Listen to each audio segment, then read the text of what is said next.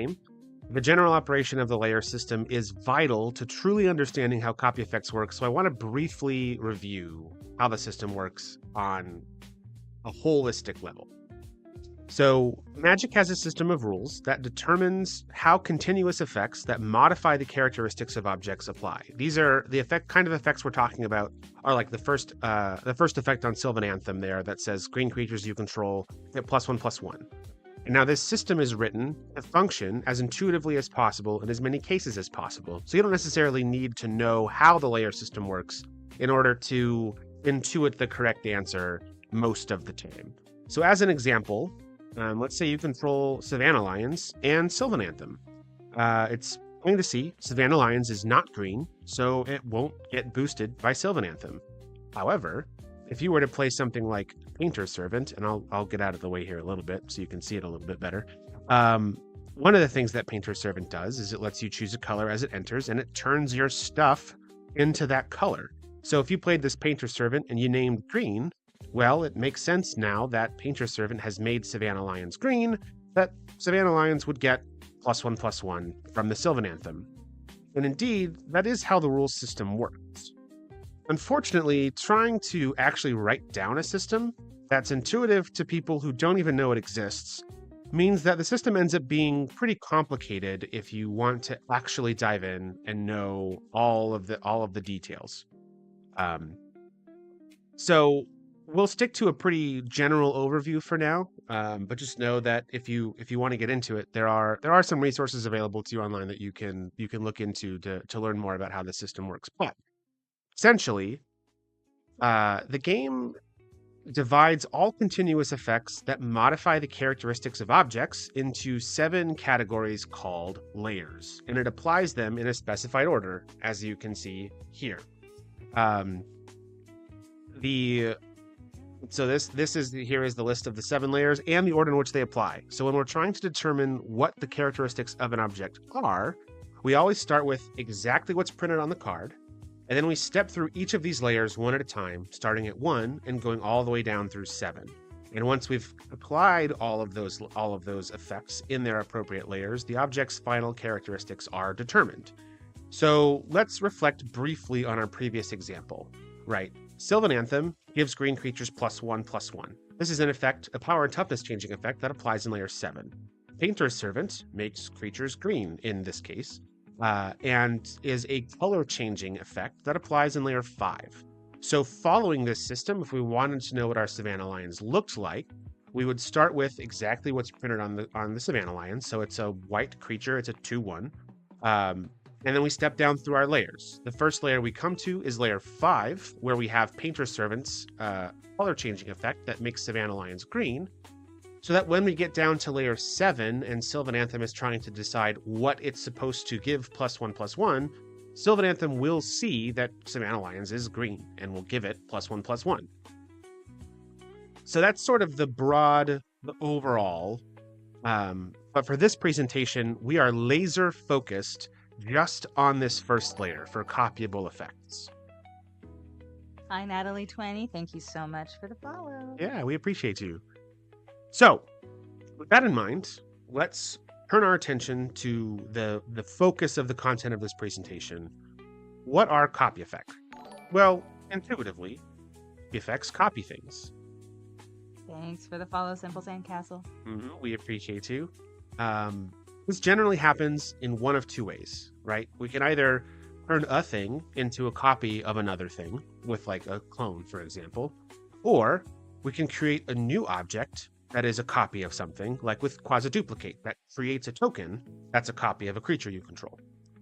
From a rules perspective, though, like while it seems on the surface like it's pretty intuitive what these effects do, what the rules are actually doing is they're taking the copyable values of one thing and applying them to another thing. So that then begs the question, what are copyable values? Well, in short, copyable values are all the characteristics of an object that the game rules could care about. So if there's a game rule, or a card in normal black border, non-acorn stamp Magic that cares about an aspect of a card, that aspect is copyable. So this list includes things like the card's name its mana cost, a color indicator if it has one, its type line, its rules text, power and toughness, and starting loyalty.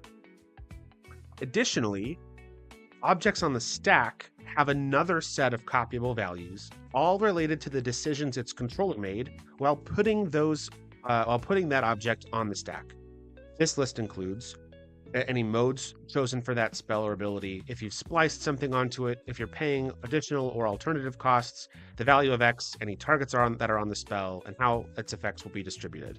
So, for example, if you were to cast Profane Command, and then you wanted to use an effect to copy Profane Command, the copy of Profane Command would have the same value of X, the same modes chosen, and the same targets. And you'll see that a lot of effects that let you copy spells will specifically include text that says you are allowed to choose new targets for the copy, because if they didn't, you would be locked into the same targets, and that's not always helpful.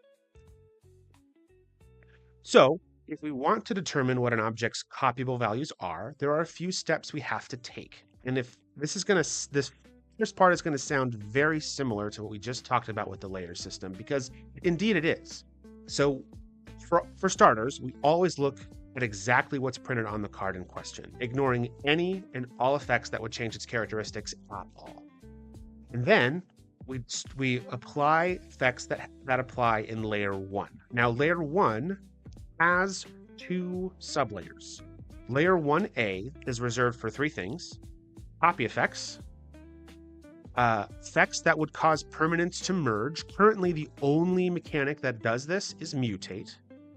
And then there's this third category that I call primal clay effects. This one is not a super common mechanic to find. And there's like 5 cards in all of Magic that do it, but it's in the rules, so I will cover this briefly just to say that we did.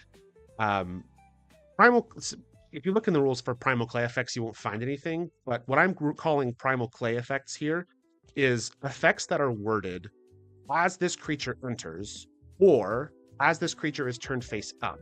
Effects that are worded that way and specifically set the creature's base power and toughness are what applies here. So you can see Primal Clay here. As it enters, it becomes your choice of 3/3 artifact creature, a 2/2 artifact creature with flying, or a 1/6 artifact creature with defender. So because of how this effect is worded as Primal Clay enters, and the fact that it sets its power and toughness, everything defined by this effect is copyable and does apply here in layer 1, including the gaining flying or defender based on what you choose. And then layer 1B is reserved for the characteristics set by a permanent being face down. Normally, this means that it's a 2/2 with no rules text, no name, no subtypes or mana cost, though these characteristics can be modified by the effect that turned it face down, such as if you use Disguise or Cloak, the face down creature would also have Ward 2, or if you're playing with Doctor Who cards, it could be a Cyberman artifact creature, but specifically reserved for the characteristics set by the rules of being a face down card. And at this point, once we've applied any effects that apply in layer 1, the object's copyable values are locked in. And what this means is that once we've finished applying layer 1 effects, if you were to make a copy of this object, what the object looks like right now is exactly what that copy effect would see.